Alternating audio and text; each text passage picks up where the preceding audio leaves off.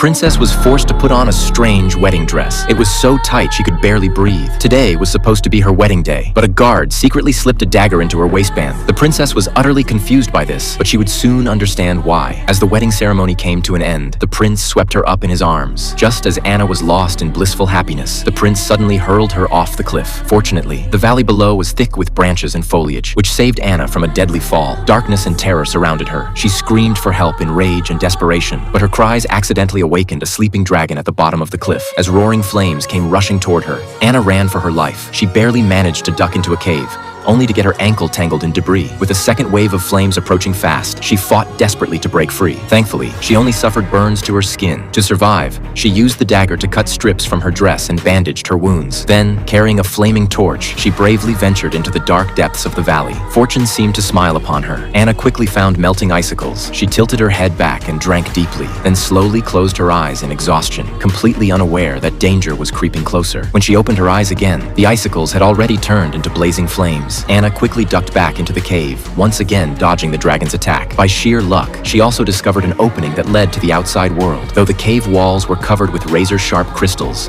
like a deadly trap waiting to spring. But driven by her will to survive, Anna tore her dress into strips, braided them into a rope, and began climbing with determination. Just when she thought she was about to escape, the dragon's roar echoed from the valley below. Startled, she lost her footing and nearly plummeted to the bottom. Fortunately, she managed to hook her crown onto a crystal, leaving her body suspended in midair. But the fragile crystal couldn't support her weight and shattered instantly. She plummeted straight down as the dragon opened its massive jaws, waiting for its prey to fall in. However, Anna didn't give up. With her last ounce of strength, she used her crown to hook onto the rock wall again. In this desperate moment, she found incredible strength within herself and climbed frantically upward, finally reaching the cave opening. But her hope was instantly crushed. Outside the opening was nothing but a sheer drop. Seeing villagers passing far below, she waved frantically and shouted for help, but they couldn't hear her at all. Instead, she only attracted the dragon's attention. The warning signs on the walls and the scattered bones nearby seemed to silently tell her there was no way out of this place. Just as Anna closed her eyes and waited for death to come, a familiar voice suddenly shattered the darkness.